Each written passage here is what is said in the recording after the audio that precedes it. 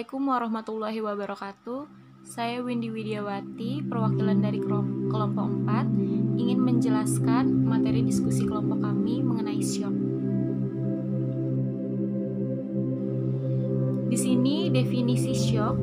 Syok adalah kondisi di mana tekanan darahnya itu turun secara drastis sehingga terjadi gangguan aliran darah dalam tubuh. Aliran darah yang terganggu membuat pasokan nutrisi dan oksigen yang berperan pada sel dan organ tubuhnya itu yang biasanya agar berfungsi untuk normal menjadi terhambat. Shock juga di sini diartikan sebagai hilangnya volume darah sirkulasi efektif, kemudian diikuti perfusi jaringan dan organ yang tidak adekuat, yang akibat akhirnya gangguan metabolik seluler. Pada beberapa situasi kedaruratan adalah bijaksana untuk mengantisipasi kemungkinan syok. Seseorang dengan cedera harus dikaji segera untuk menentukan adanya syok. Penyebab syok ini harus ditentukan berdasarkan jenisnya. Di sini ada jenis syoknya itu ada hipovolemik, kardiogenik, neurogenik, atau septic shock. Penyebab syok berdasarkan tipenya. Yang pertama, syok kardiogenik disebabkan oleh gangguan pada jantung seperti serangan jantung atau gagal jantung. Yang kedua, syok neurogeni disebabkan oleh cedera saraf tulang belakang akibat kecelakaan atau cedera saat beraktivitas. Yang ketiga, syok anafilaktik disebabkan oleh alergi akibat gigitan serangga, penggunaan obat-obatan atau makanan maupun minuman. Yang keempat, syok sepsis disebabkan oleh infeksi yang masuk ke aliran darah sehingga tubuh mengalami peradangan atau inflamasi. Yang kelima, syok hipovolemik disebabkan oleh hilangnya cairan atau darah dalam jumlah banyak, misalnya akibat diare, perdarahan pada kecelakaan atau muntah darah, bahkan dehidrasi. Di sini gejala syok yang pertama itu sesak nafas. Mengapa sih bisa menyebabkan sesak nafas? Karena pasokan oksigennya itu berkurang. Yang kedua, jantungnya itu berdebar serta denyut nadinya melemah. Jantung berdebar atau sering disebut dengan takikardia. Ini merupakan biasanya gejala syok kardiogenik. Di sini itu disebabkan karena ketidakmampuan jantung untuk mencukupi pasokan darah yang dibutuhkan oleh tubuh. Yang ketiga, pusing. Yang keempat, kelelahan. Yang kelima, bicaranya kacau, pingsan hingga hilang kesadaran. Yang keenam, tekanan darahnya itu menurun. Jika tidak segera ditangani, kondisi ini bisa menjadi penyebab gagal ginjal dan berbagai komplikasi lainnya.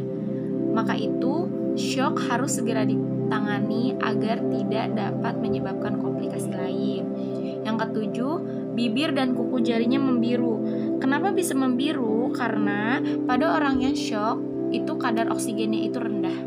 Yang kedelapan, kulitnya berkeringat, dingin, dan pucat. Di sini itu karena kurangnya pasokan darah di dalam tubuh. Di sini ada klasifikasi syok berdasarkan jenisnya. Yang pertama terdapat syok hipovolemik atau oligemik. Ini tuh pendarahan dan kehilangan cairan yang banyak akibat sekunder dari muntah, diare, luka bakar, atau dehidrasi menyebabkan pengisian ventrikelnya itu tidak adekuat.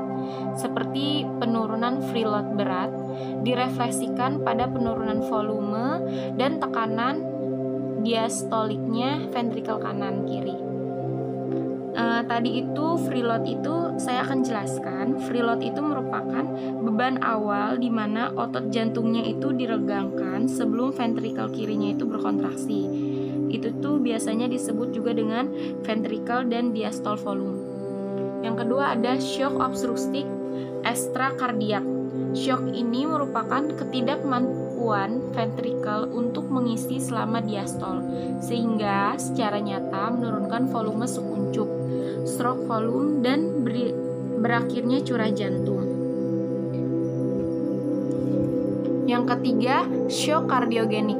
Syok kardiogenik ini akibat depresi berat kerja jantung sistolik, tekanan arteri sistoliknya kurang dari 80 mmHg, indeks jantungnya itu berkurang di bawah 1,8 liter per menit, dan tekanan pengisian ventrikel kirinya itu meningkat.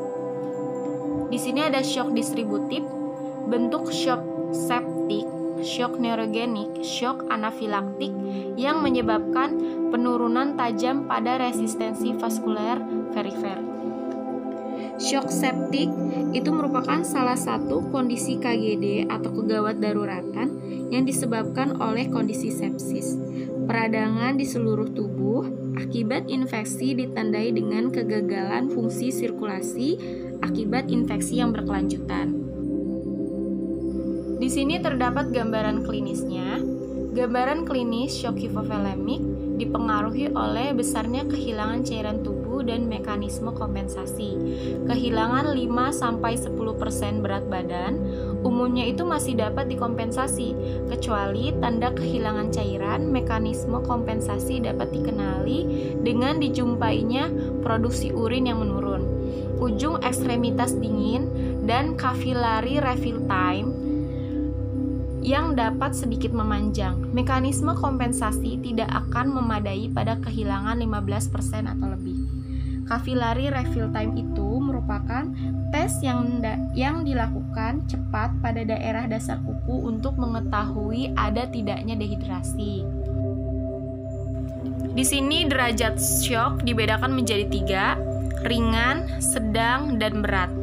Untuk syok ringan, penurunan perfusinya itu hanya pada jaringan dan organ non-vital saja, seperti kulit, lemak, otot rangka, dan tulang. Syok sedang, perfusinya ke organ vital selain jantung dan otaknya itu menurun, seperti hati, usus, ginjal, dan lainnya. Organ-organ ini tidak dapat mentoleransi hipoperfusi lebih lama seperti lemak, kulit, dan otot. Untuk syok berat, perfusi ke jantung dan otak tidak adekuat. Mekanisme kompensasi syok beraksi untuk menyediakan aliran darah kedua organ vital. Pada syok lanjut, terjadi vasokonstriksi di semua pembuluh darah lain. Ini udah parah dan mulai terjadinya komplikasi untuk syok berat.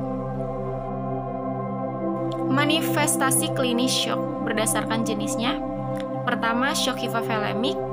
Manifestasi klinis dari syok hipovolemik itu yang pertama ada hipotensi atau tekanan darahnya rendah, terus pucat, berkeringat dingin, sianosis atau kebiruan, kencingnya berkurang, oliguria itu buang air kencing yang tak lancar bisa karena dehidrasi, kemudian gangguan kesadaran dan sesak nafas. Yang kedua itu syok neurogenik, tekanan darahnya itu menurun, nadinya itu tidak bertambah cepat, brakikardia itu denyut jantung lambat, kurang dari 60. Kemudian sesudah pasiennya menjadi tidak sadar, barulah nadi bertambah cepat atau takikardia. Pengumpulan darah di dalam arteriol, kapiler, dan vena, maka kulit terasa agak hangat dan cepat berwarna kemerahan. Yang ketiga itu ada syok kardiogenik.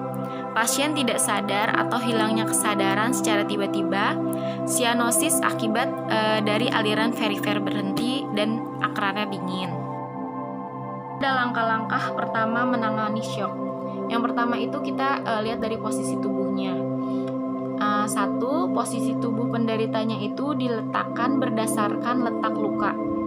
Yang kedua, apabila terdapat trauma pada leher dan tulang belakang, penderita jangan digerakkan sampai persiapan transportasinya selesai, kecuali untuk menghindari terjadinya luka yang berlebih parah. Yang ketiga, penderita yang mengalami luka parah pada bagian bawah muka atau penderita tidak sadar harus dibaringkan pada salah satu sisi tubuh, berbaring miring, untuk memudahkan cairan keluar dari rongga mulut dan untuk menghindari sumbatan jalan nafas oleh muntah atau darah. Yang keempat, penderita dengan luka pada kepala dapat dibaringkan telentang, datar, atau kepala agak ditinggikan. Yang kelima, Kalau masih ragu tentang posisi luka penderita, sebaiknya penderita dibaringkan dengan posisi telentang datar. Yang kedua itu pertahankan respirasi. Yang pertama, bebaskan jalan nafasnya, tenggakkan kepala, topang dagunya, kalau perlu pasang alat bantu jalan nafas, Gudel, oropharyngeal airway. Yang ketiga, berikan oksigen 6 liter per menit. Yang keempat, bila pernafasan ventilasi tidak adekuat, berikan oksigen dengan pompa sungkup ABUBEK atau ETT. ETT itu untuk menjamin saluran nafas, alat untuk menjamin saluran nafasnya. Yang ketiga itu pertahankan sirkulasi. Segera pasang infus intravena, bisa lebih dari 1 infus. Kemudian pantau nadinya secara berkala, pantau tekanan darahnya, lihat warna kulitnya, lihat isi venanya, terus lihat produksi urin dan CVV. CVV itu tekanan vena sentral. Kemudian di sini ada penata laksanaan syok berdasarkan jenisnya. Yang pertama itu penata laksanaan syok anafilaktik adalah kalau terjadi komplikasi syok anafilaktik setelah kemasukan obat atau zat kimia, baik per oral maupun parenteral, maka tindakan yang perlu dilakukan adalah yang pertama, segera baringkan penderita pada alas yang keras, kakinya diangkat lebih tinggi dari kepala untuk meningkatkan aliran darah balik vena. Yang kedua, penilaian ABC atau airway, breathing, dan circulation dari tahapan resusitasi jantung paru, yaitu airway-nya membuka jalan nafas harus dijaga tetap bebas, tidak ada sumbatan sama sekali. Yang kedua, breathing support-nya segera memberikan bantuan nafas buatan bila tidak ada tanda-tanda bernafas, baik melalui mulut ke mulut atau mulut ke hidung. Yang ketiga, circulation support, yaitu bila tidak ada teraba nadi pada arteri besar, seperti nadi pada karotis atau femoralis. Segera lakukan kompresi jantung.